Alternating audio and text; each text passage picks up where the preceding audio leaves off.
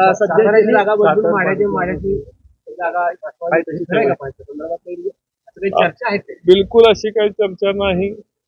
आपल्याला त्याची कल्पना आहे की पहिल्या 20च्या यादीमध्ये जिथे कुठलाही वाद नाही, याला क्लिअरन्स असतो, ज्याच्यामध्ये सर्वे झालेला असतो, उमेदवारावर खात्री असते, अशा पहिल्या यादीमध्ये महाराष्ट्राची उमेदवारी माड्याची डिक्लेअर झालेली आहे. आणि कुणी किती शंका उत्पन्न केल्या, कुणी काय केल्या, तर मी आज तुम्हाला सांगतो, माडा मतदारसंघामधले मागच्या वेळेस 80-90 हजारांनी जरी निवडून आलो असतो, यावेळेस 3 लाखाच्या आत निवडून येणार नाही. सर्वांचा जो सर्वे आहे, बाकी सगळे 2.5 ते 3 लाखाच्या आसपास मताधिक्य जाईल अशा सगळ्यांचं या ठिकाणी मला जे रिपोर्ट आले त्या पद्धतीने आहे. ग्राउंडचा सर्वे आणि मी एकमेव असा आता या ठिकाणचा खासदार आहे की 6 पैकी 5 विधानसभा सदस्य आणि जवळपास सगळ्या नगर परिषदांचे अध्यक्ष, सर्व महत्वाची पदाधिकाऱ्यांनी येऊन टेंभुर्णीला परवा सर्व समावेश झाला होता. मोठ्या मनाने त्या ठिकाणी आदरणीय शिंदे साहेबांचा त्यांनी पहिला कार्यक्रम त्यांनी घेतला. आणि असं असताना सुद्धा एक प्रकारचा नॅरेटिव्ह सेट करणं आणि नॅरेटिव्ह सेट करताना काही लोकांनी आपापल्या चॅनलची पण काळजी घेतली पाहिजे.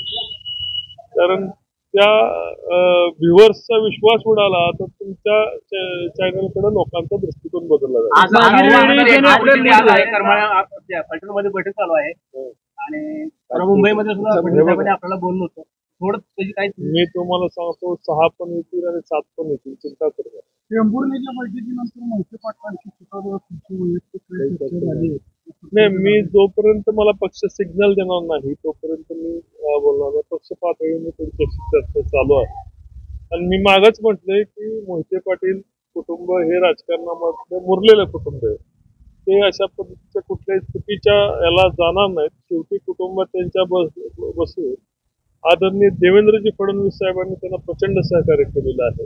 साखर कारखाने असतील, विधानसभा परिषद असतील, अन्य विकास कामाच्या माध्यमातून फडणवीस साहेबांनी सर्व ताकदपणाला लावून त्यांनी रणजितसिंह मोहिते पाटील साहेबांना सहकार्य केले.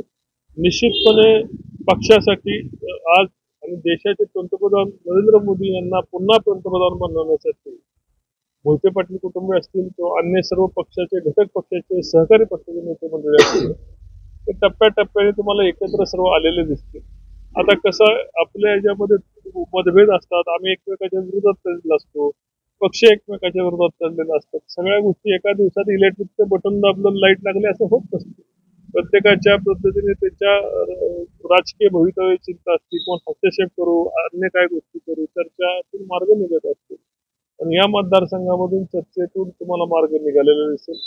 हा मतदारसंघ किंबहुना पश्चिम महाराष्ट्रातील सर्वात जास्त मताधिक्य देणारा हा भारतीय जनता पक्ष मताधिक्य देणारा हा मतदारसंघ म्हणून तुम्हाला पुढे येईल.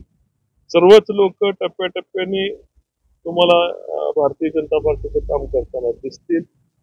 ज्या लोकांना भविष्याची चिंता नाही, ज्या लोकांना आपल्या पार्टीची चिंता नाही, त्या लोक काय एखाद दुसऱ्याने निर्णय घेतला तर एखाद दुसरा म्हणजे काय पक्ष होऊ शकत नाही. मागील विधानसभेला माझ्याबरोबर एकच विधानसभा सदस्य होते, आमदार जयकुमार गोरे. आज आमची ताकद वाढली, अन्य 4 विधानसभा सदस्य आमच्या बरोबर आलेले. पक्षाचं प्रचंड या ठिकाणी नेटवर्क वाढलेलं आहे.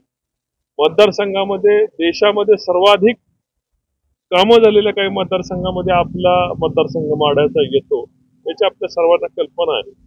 त्यामुळं माझ्यावर टीका करायची झाली तर कामं झाली असं म्हणू शकत नाही. तर प्रचंड मोठ्या प्रमाणावर कामं झाली, हजारो कोटी रुपयाची या मतदारसंघामध्ये कामं झाली. आणि सर्वाधिक कामं करणारा महाराष्ट्रामधला खासदार म्हणून माझ्याकडे देशपातळीवर बघितलं जातं.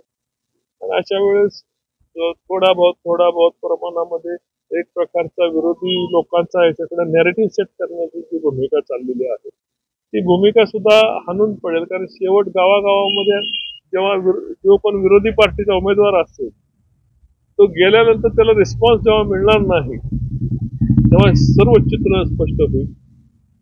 या ठिकाणी 10% इकडे 90% इकडच्या कल हा झालेला तुम्हाला येणाऱ्या भविष्यात दिसेल असं तुम्हाला खात्री देतो. रणजितसिंह मोहिते पाटलाचं मौन ह्याच्यावर तुम्हाला काय गदारोळ चालत नाही, प्रचारात नाहीत आणि त्यांची भूमिका तुम्ही कधी ऐकलंय का की माझ्या विरोधात तुम्ही कुठलं स्टेटमेंट केलेलं आहे का? त्यांची भूमिका हे विचार करून करत असतील कदाचित त्यांना उत्तर देत असतील. त्यांनी आजपर्यंत कुठली स्टेटमेंट माझ्या विरोधात दिले, पक्षाच्या विरोधात दिले, देवेंद्रजींच्या विरोधात दिले असं कधी ऐकलं? बैठकीला उपस्थिती रामराजे आणि त्यांच्या असेल. आता घरामध्ये आपण आल्यानंतर मी अनेक लोकांचे रोज त्यांच्या विरोधकांना भेटतो असतो किंवा राजकारणामध्ये अनेक भाजपच्या विरोधकांना भेटतो असतो. इलेक्शन म्हणजे की सर्व लोकांना एकत्रित आणणे, बेरीज मारणे आणि त्यांचे प्रयत्न होता की त्यांच्या बंधूंना तिकीट मिळावं म्हणून. साहजिक आहे सर्वांनी मध्ये वेगवेगळ्या विरोधी पक्षाच्या लोकांचे संबंध साधणे यात काही गैर थोडीच आहे. रामराजे आणि फडणवीस साहेबांची भेट झाली, चर्चाही झाली. ते म्हणाले कार्यकर्त्यांशी बोलून मी मला निर्णय करतो. आज बैठक आहे, तुम्हाला आशा आहे का सकारात्मक निर्णय घेतले? आता उमेदवार म्हटल्यानंतर अपेक्षा अशा असणं स्वाभाविक आहे. आता त्यांनी त्यांच्या कार्यकर्त्यांची मतं जाणून घेतल्यानंतर आता तासाभरात कळेल की त्यांचं मत काय आहे. साठी आजच आमच्या रोकठोकच्या YouTube चॅनलला सबस्क्राईब करा आणि शेजारील बेल आयकॉनवर क्लिक करायला विसरू नका.